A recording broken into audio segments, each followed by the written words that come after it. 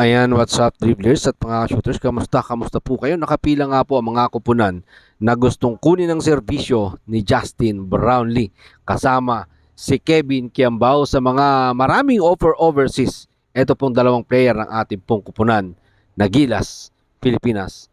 James Carlos Yap at PBA muli na pong nagbukas dyan sa loob ng Inares Center kagabi. At panalo nga po ang bossing, ganun din etong si Brandon Gunuelas Roser na muling nakasama sa pagbabalik si Coach Chot Reyes. Yan ang ating pag-uusapan at tatalakayin sa video ito matapos nyo pong i-like, share, comment down below, and don't forget to subscribe and hit that notification bell button para lagi po tayong updated sa ating mga video.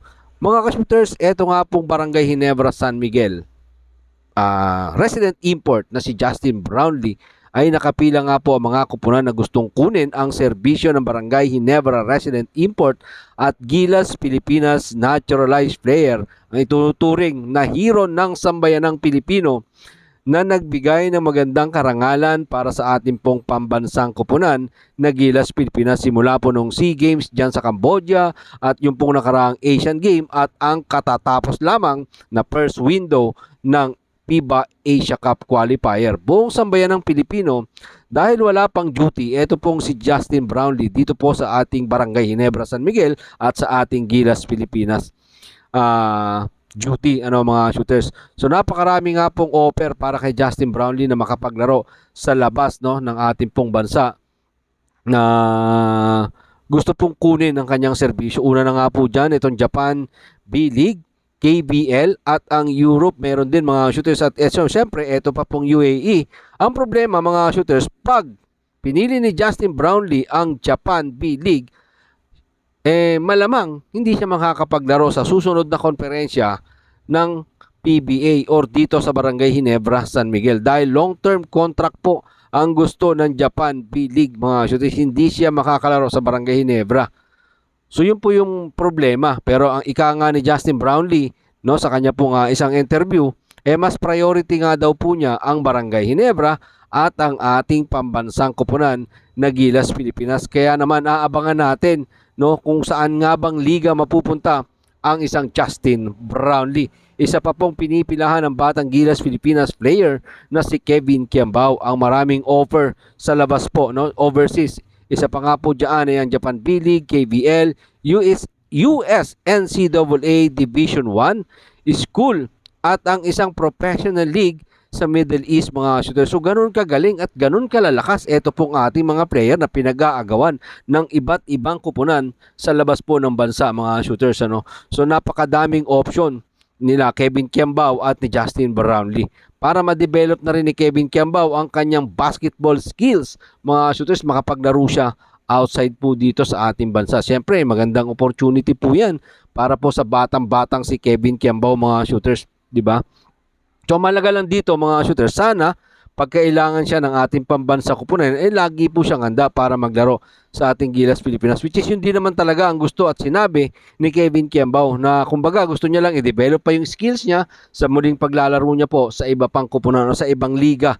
Malaking sa mga malalaking offer for sure, ganun po katikas yun yung mga offer dyan mga shooters. At ito nga po, puntahan natin yung balitang PBA. Muli na nga po nagbubukas ang All Filipino Cup dito po sa Inares Center kagabi kung saan unang nagsagupa ang Blackwater Bossing at ang Meralco Bolts. Pinagwagian nga po yan ng Blackwater Bossing sa pangungunan ni Ray ng Batak na nagtala ng kanyang pinakamataas na puntos o ng assist dito po sa kasalukuyang PBA All Filipino Cup. Nagtala po dyan si ng Batak ng 27 puntos at career high assist na meron pong 10 points. Katuwang niya po dyan etong si Troy Rosario, siyempre si James Carlos Yap na yung 42 years old, hamak mong matikas pa rin, mayroong 5 puntos ang isang James Carlos Yap mga shooters. Nagtapos nga po yung bakbakan ng Meralco at ng Blackwater. Yung first quarter ay 18-26 lamang po dyan ang Meralco, pero pagpasok po ng pagtatapos po ng second quarter ay lumamang na po dyan ang Blackwater Bossing. 43 43 41 mga shooters at pagtatapos naman po ng third quarter 72-62.